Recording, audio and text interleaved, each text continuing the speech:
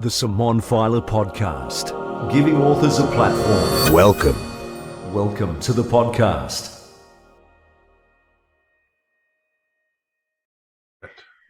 Thrilled to be chatting with Jon and Laura Summers on my podcast. They've penned and recorded their audiobook, The Man's Guide to Infertility, a comprehensive insight into their journey of infertility and how they've navigated through it. Welcome to my podcast, guys. Thanks, Simone. That's great. So you guys have been on quite the journey, never mind actually going through all the emotions of infertility and finding your way through that complex maze, but then writing all about it and now completing your audiobook to help others navigate their way through. So firstly, I want to say huge congratulations to both of you. Your audiobook is absolutely stellar, rich in information, funny, lighthearted, in-depth, emotional. Like, there were so many words that came to mind, so I thought I better not write them all down. I better just say congratulations. But I'd like to know how the book first came to light, and was it a conscious decision to write it and then have it directed towards men? Oh, that's fun, I know the exact moment when we decided to write a book. We were in a doctor's appointment and there'd been a mix-up with some of our blood work. And they were basically telling us in the doctor's appointment that we could never have children. And we were confused because we were like, this doesn't seem like our... Doesn't seem right. Because that's not what you were telling us last week. And we were trying to listen to what the doctor said. And because, you know, it's a doctor, they're trying to tell us information. And it wasn't until the end of the appointment we realised there had been a mistake. And so we all started laughing and crying because it was like, oh, this was actually a mistake. Because we'd actually sat with that for a while. Because we were trying to come, we'd just been told we couldn't have children. And then we were one of the lucky ones that the story actually changed and, oh, it actually was a mistake. And then the doctor said, oh, you guys should write a book. And we went, that was literally... That was the moment that we decided. And we kicked it around for a bit. And I guess it was like a bit like our infertility journey. We thought it was going to be over in a month. and here we are 5 years later. 5 years later, yeah. So we've sort of, both of them have taken a lot longer than first anticipated. And because we had male factor infertility, we were looking around for books on the topic, and there's very, very few. And the ones that do exist are a little bit dated, a little bit sexist, sort of crude humour. And therapy? Yeah, most people write books about IVF just as a way to deal with their own trauma, which is a perfectly reasonable thing to do. But we wanted something a bit more factual. So we got doctors involved in the writing of the book to make sure that we were actually presenting. To be a resource, didn't we? Yeah. So that's how it came about. And then we just got to work, really. Yeah. So did you write piece by piece? So did you write it kind of hand in hand through the journey as things happened to you, and did you write? Yeah, sorry. Yeah, I was going to say, and did you write your bits about what were happening and Jon wrote his bits about what were happening and you put it together, you know, sort of aligned it up at the end, or how did that all work? I think it all started because we initially went, well, if we're going to write a book, we're going to need to promote it. And then I said to Jon, you know, that means we're going to have to share our story online. And he was like, oh. So we started off, actually, as soon as we decided we were going to write the book, we went, okay, well, let's start sharing our experience on YouTube and social media. Our first videos was actually in New Zealand, wasn't it? Yep. We were over there. And we'd already been doing fertility treatment for about a year and testing. So we sort of went, okay, well, we've got to come clean and tell everybody. So first we started with that. And then we just started journaling things as we went. So the book is divided into personal stories and then factual information and then quotes from doctors and quotes from other men and women from the interviews we've done with our doctors and the doctors our doctors who wanted to come on board, and some more. So we started off with our journaling and then we padded the book out. And obviously each step of the process actually ended up adding maybe another section, going, or someone would reach out and we'd go, we really need to find out about that and put that in the book. It just kept growing. We had a lot of people reach out to us on social media and say, well, what about this piece and what about that piece? So that really informed the book. Or can we do this? And you go, oh geez, we haven't got that in there. So maybe we need to find some people who have experienced it, or we find doctors who are working with it, or that's how we like, for example, we obviously haven't been through surrogacy, so we reached out to people who have been through surrogacy. So it started off with just our story, and then we involved more doctors and we did some research, and then we did interviews and added that information. So it was kind of IG, Instagram lives. IGs, how old am I? But did a couple of couple of kin stuff. So it became a layering, because I think initially we were writing a memoir, but then we were like, no, this needs a lot more sort of science behind it. And we wanted lots of different perspectives, not just ours. We weren't the scientists, but we had a lot of experts who were willing to come on board with us to offer that perspective, which was fabulous. Process. So it's been the project just went huge. But it has come out the 60-page book, so it's not small. No, it's an absolutely comprehensive book. So good that you've got such a large community in your, Instagram, in your TikTok, and also YouTube, that you could draw on their information and what they were looking for to put that in there to help, obviously, everyone globally to, somehow get through this. It's a very motivated community and a very supportive community, and we particularly wanted to focus on men and infertility. We have male factor infertility, which means that it's due to Jon having testicular cancer 10 years ago that we can't conceive naturally. But we didn't want to just talk about when the male has the medical issue. It's also about men in infertility, because there's not a lot of resources for men. And in doing that, the community kind of went, oh, there's finally a man talking about this stuff. And so they really rallied around us and really supported the production of the book, because they wanted to see it too, because there just isn't any good resources. We would use them. We would pose questions that we wanted to find some insight. And we get some amazing replies and lots of inclusion from our following. They're dying to get involved. It's funny now, because we're doing infertility treatment right now, trying for a second child, and sometimes nurses or whatever don't know who we are, and they sort of say, so I just want to tell you a little bit about IVF, and we're like, okay. Like, not knowing that we've obviously written the whole this is part of their process. They're just trying to find the inclusion. And we're just, we're polite, we listen, but we're like, yes, we do know that. I do love going to the pharmacy to get your meds though, and they go, so do you know how to use them? It's our 18th IVF. We could probably tell you a thing or two. But I mean, everybody's just trying to support, so you don't want to shut anybody down, but it does make us laugh. So well, the title really does say it all, The Man's Guide to Infertility, and Jon is somewhat of a superhero now, like not Superman or Spider-Man, but Infertility Man. And you can see, unflattering as it is, Infertility Man. Oh my. Well, you are owning that thing. I would recommend anybody check you out on Insta or TikTok and see you own that thing. There's some really very humorous insights and aspects the way you talk about infertility, even though it's such a very serious subject. So how did things evolve for you to finally just say, Jon, you know what, I'm the infertility man?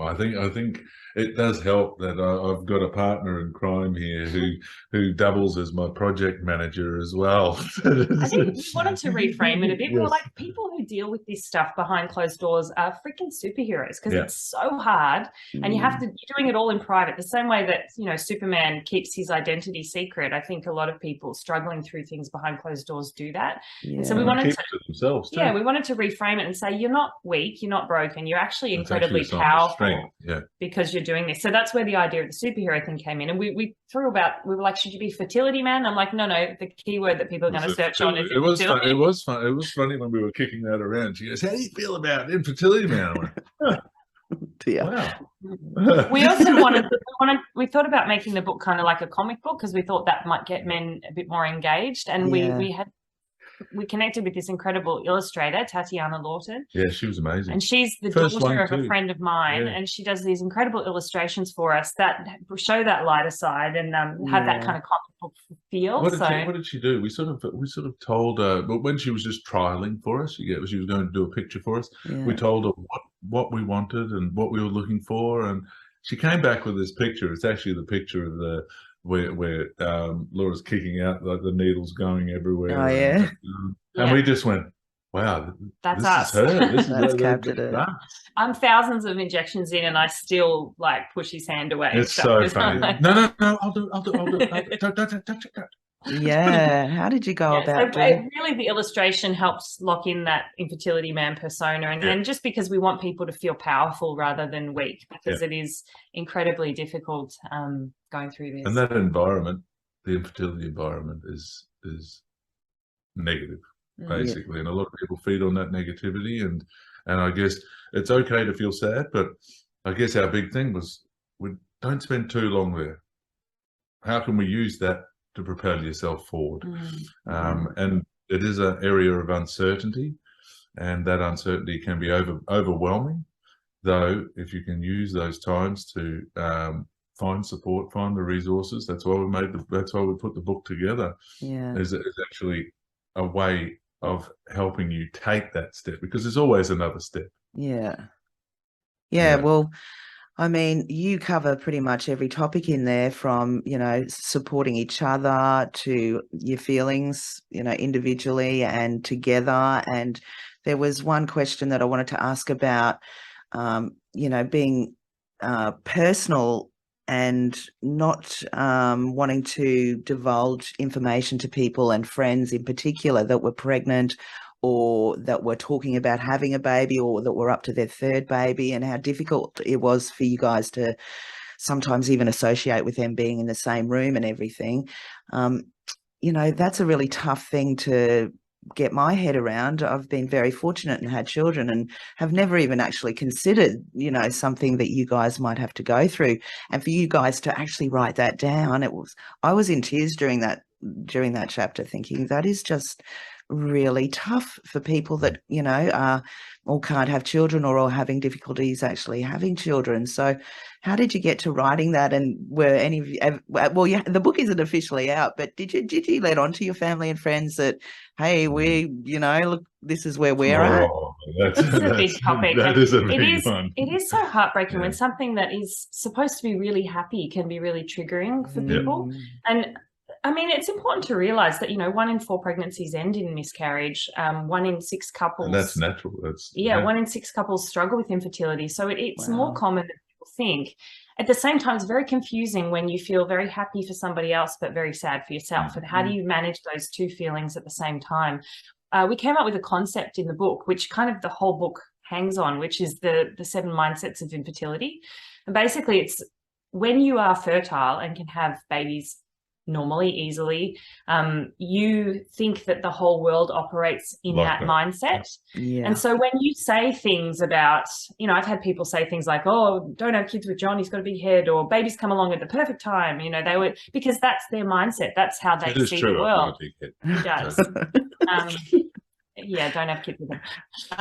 And then when you go, okay, we can't have kids normally, you move to mindset 2, which is, okay, maybe we can conceive with fertility treatment. And then there's other mindsets that have to do with surrogacy or with embryo donation or with adoption or even coming to terms with the fact that you're going to remain childless. And when you're in a different mindset, you can't see from the perspective of the other mindsets. So, for example, we had people offer us their eggs and their sperm when we were trying to conceive with fertility treatment. We were like, that's a very kind offer, but we're not in that mindset. We believe we can get pregnant with fertility treatment. So that's what we're focused on. And so it was actually a sperm problem. Right. They were offering us eggs and it was a sperm problem. So we want people to understand, like, think about the mindset that the other person is in. And if you don't know, then maybe assume they're doing... They're going to do an alarm. I don't know. Yay. I just you guys have to evacuate? No, it's a test. I just had words with him. I said, all babies sleep at this time.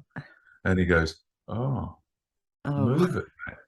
Which probably means our baby's going to wake up. But are you happy to have her on the podcast? Yeah. Cool. I'd rather she stay asleep. She won't deal with that. How old are your kids, Simone? I've got twins that are 18.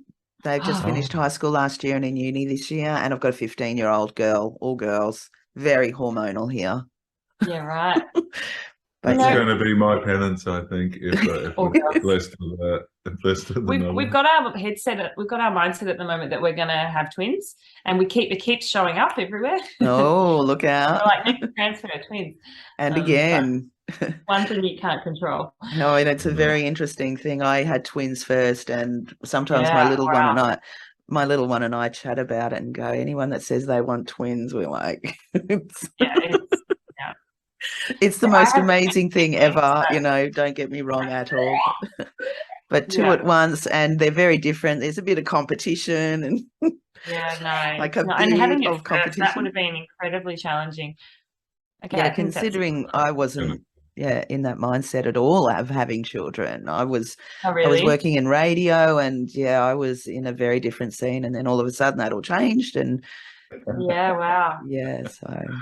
So that's your background, is at radio, and then that's right. Natural transition. Yeah, so now I'm doing this and I love it.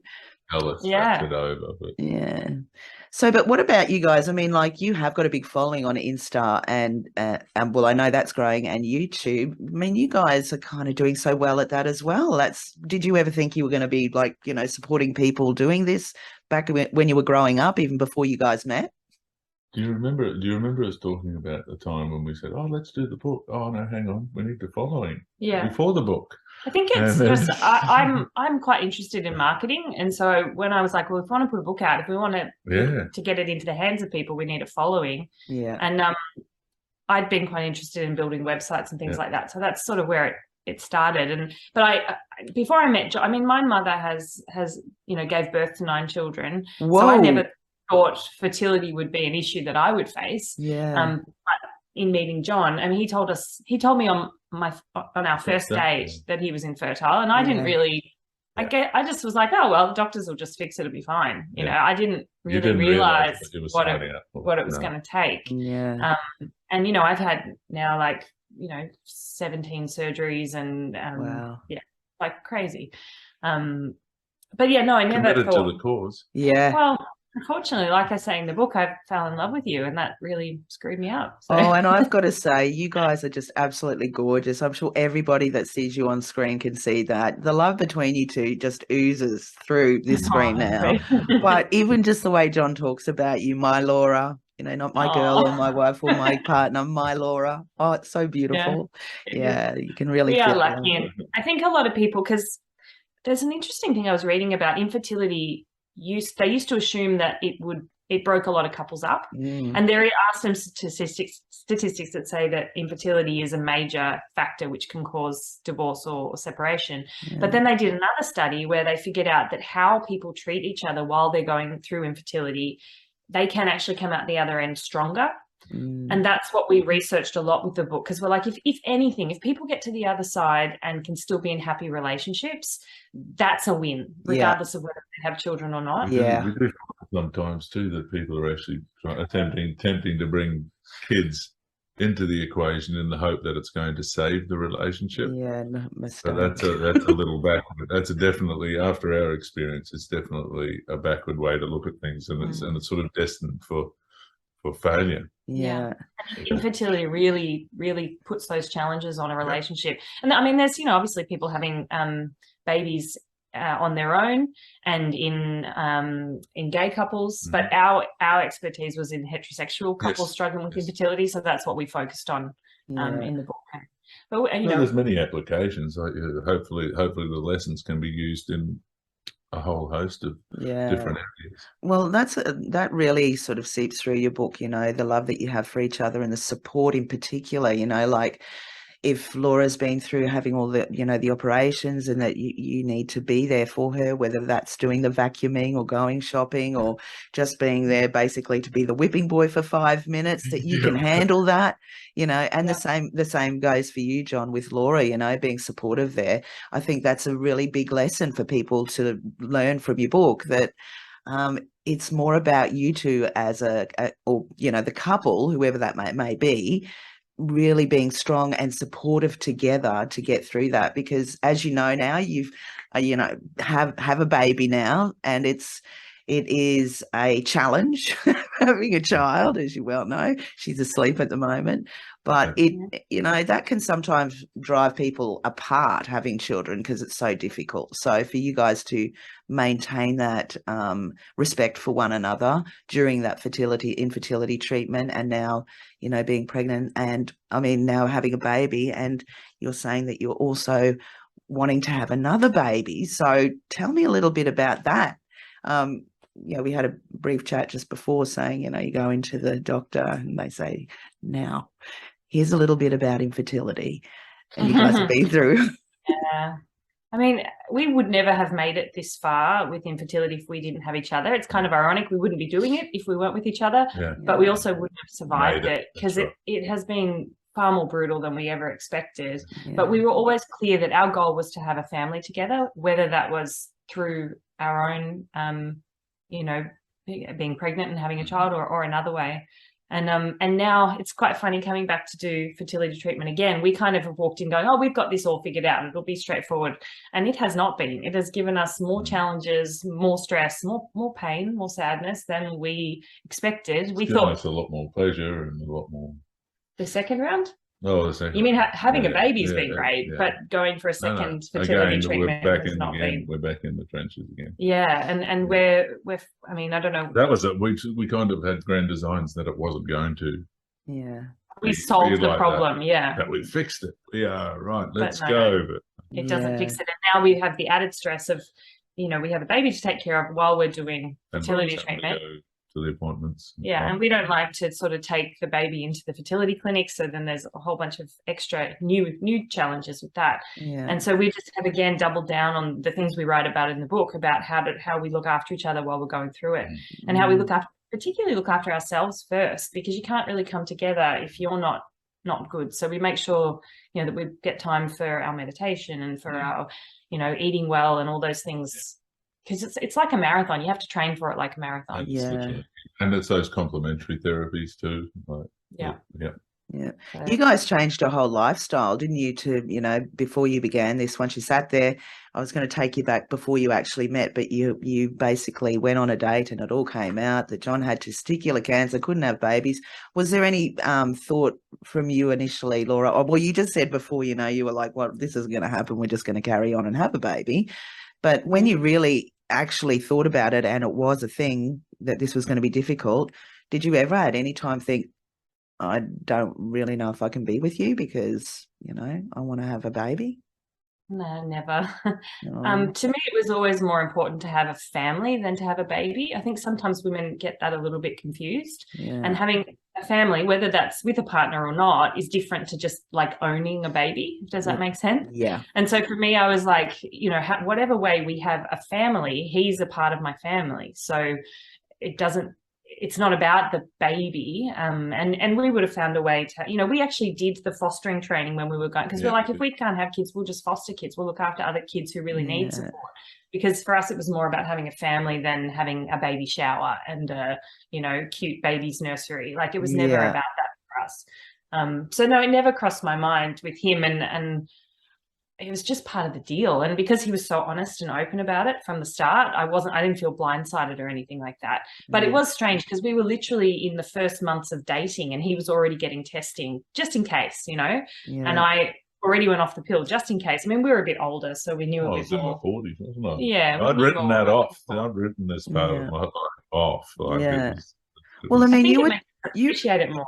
We really, really appreciate it, all of it. The good times and the bad times, because we're like, we didn't think we would have this opportunity. So yeah. So when you first found out, Jon, obviously, I mean, the doctor, after your testicular cancer, they said, you might be able to have children. And you did write in the book that you said, that you were happy having your nephews or your nieces and friends. Did it really dawn on you? Did you really, at that time think, wow, I can't have children? Yeah. Prior to that, it was never on my radar. So even with the people I was with, kids were never there. I love children and I love playing with them, working with them, and obviously post cancer, I was able to make that story up that I can't have kids. I went, cool, no problem. So by making that story up, I could actually section that part of my life off and go, right, now I can actually focus on mentoring. And that was a 10-year period as well. So you've gotten pretty used to the idea over 10 years that it just wasn't going to happen. Yeah. Well, and I guess that was how I made peace with it. Yeah. But I also think because you sort of were inaccurate in the fact that you thought the doctor said that you couldn't have kids, but they actually said you have to find a different way to have kids. I assume that's probably what he said. Being the great doctor that he was, or is, I kind of feel that is more likely the scenario than the one I created of just saying, oh, you can't have kids. It's funny how the mind works. And then when I said, well, is that really true? Which is one of my favorite questions, which we ask ourselves a lot, you know, I'm not going to survive it. Well, is that really true? We ask each other that all the time. And it was that question right at the start that I asked Jon, is that really true? Then he went, maybe my brain has remembered this incorrectly or differently.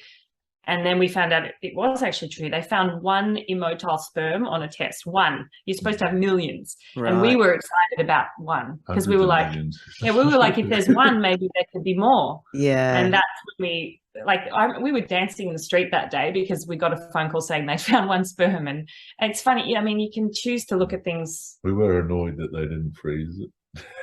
Yeah. But we were still quite naive at that time. Well, obviously, it's where you've come from to where you are now. It's been worth the journey for you guys. And I think, I always say things happen for you, not to you. And in hindsight, to where you guys are now, like, the journey that you've been through with writing The Man's Guide to Infertility, maybe the universe has orchestrated this, and it's just basically to help everyone through this that's going through that. Yeah, I think so. We do keep reminding ourselves of that fact. Sometimes when really sad things happen to us on our infertility journey, we go, oh, this is because they want us to share and educate about this. And it's hard, it's a silver lining. It's a pill to swallow. It's a bit of pill, but it's you go, okay, well, you can make something good out of something not so great. And that's what so many people helped us, like hundreds of people helped us through our infertility journey. So if we can pay that forward, and the book has ended up being the thing that we pay forward, then that's a worthwhile. And obviously we met you doing the audio book. Yeah. I'm so glad. I really love the way you've both written your book, and also we've been through a long journey because you guys laid down the vocals first and then said, nah, we're not doing that. I was like, what? You just spent like so many hours doing what?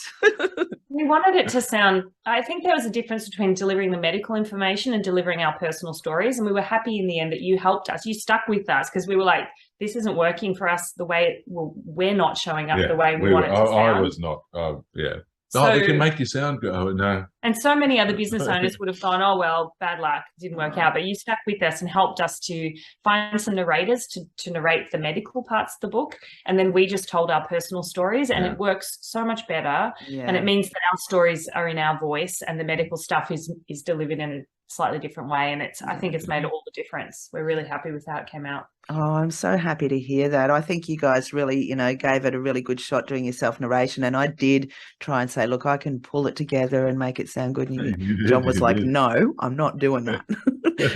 So I'm really pleased that we did find a really great narrator, and Cliff, he's delivered, I think, a really, a very real account of what you've written there. And you guys have done a really good job on your own stories, and that's where I saw again the love between the two of you when you're in the studio, helping and nurturing each other along throughout your delivery. So I'm really pleased that it's turned out well for you guys. The best thing I did though was to not direct Jon and allow you to do that, because that's your area of expertise. So when I just sat back and let the two of you work, that was better, I think. Yeah, well, it's beautiful, and hopefully it's going to be out very soon. When's your launch? I know people can buy the book. Literally days. We're just we're getting the audiobook, the ebook, and the print book already. We actually have the print What are book. they saying for the 1%? I'll go and grab it. Go and get it. So we're just finalising all those details. We wanted to make sure that we had it well distributed and that it was all going to be really nicely done. Yeah. And we added an extra story of something that just happened to us recently. So we just finished it off. He's going to wake the baby. So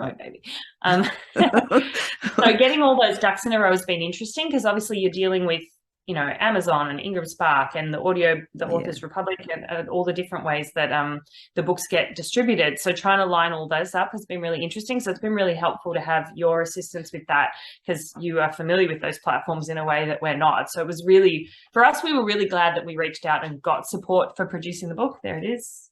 Oh, awesome. It looks so good. Looks so good. Oh, well done, guys. 2% of people that actually start writing a book actually see it to fruition, to being published. No way. That's an interesting. 2%. You guys are legends. So many people say to us, oh, I wish I'd written this book, because there's been a need for a book for men for a long time. And a lot of people in the community are like, oh, I started it, I wrote a few chapters. So you might be right with that statistic. Yeah. Where can people find out more about you guys, your website? Yeah, so our website is Infertility Man. Everything is basically Infertility Man. We're on all the social platforms as Infertility Man, but infertilityman.com is a good place to start. Everywhere. Yeah, you can find us there. And all the Jon and Laura Summers. Infertility Man. Yeah. You guys, thank you so much for working with me, for being on my podcast today. I think you are absolute national treasures and probably global treasures to have delivered this journey so publicly for such a private thing. And congratulations. And thank you so much for being a part of my podcast today. Thank you so much for helping us make an audiobook that we're incredibly proud of. Yes. We could not have done it without you and your expertise and your access to the narrators. We love the audiobook, and we just can't wait to have people listening to it. I can't believe that that's going to be happening soon. That's so exciting. You guys have achieved so much in such, you said 5 years, like that is such an achievement. Baby, book, audio book, you are on fire. We did. We literally just ticked over our 5 years the other day when I had my birthday. So that's so cool. And that love between the two of you, you know, a lot of people, can learn a lot of things from, you know, that love and respect you have between each other. Yeah, and if anyone wants to follow along and watch us try and have baby number 2, who knows if we'll get there, but that's the next project, the next big project, another baby. Of course we will. Well, well, that's the attitude. You keep that positive attitude. Of course you will. We look forward to watching the rest of your journey. Maybe book number 2. Maybe not. No. Laura's face. I'll be in my 50s. No, we're good. All right. Well, thanks, awesome Simone. to talk with you. I'm looking forward to chatting with you guys again. You take care, and thanks again, okay? Thanks, Thank you. Bye. All right. Bye. Thank you. Thanks for joining the Simone Feiler Podcast. What's your story? Contact Simone for a chat at brisbaneaudiobookproduction.com.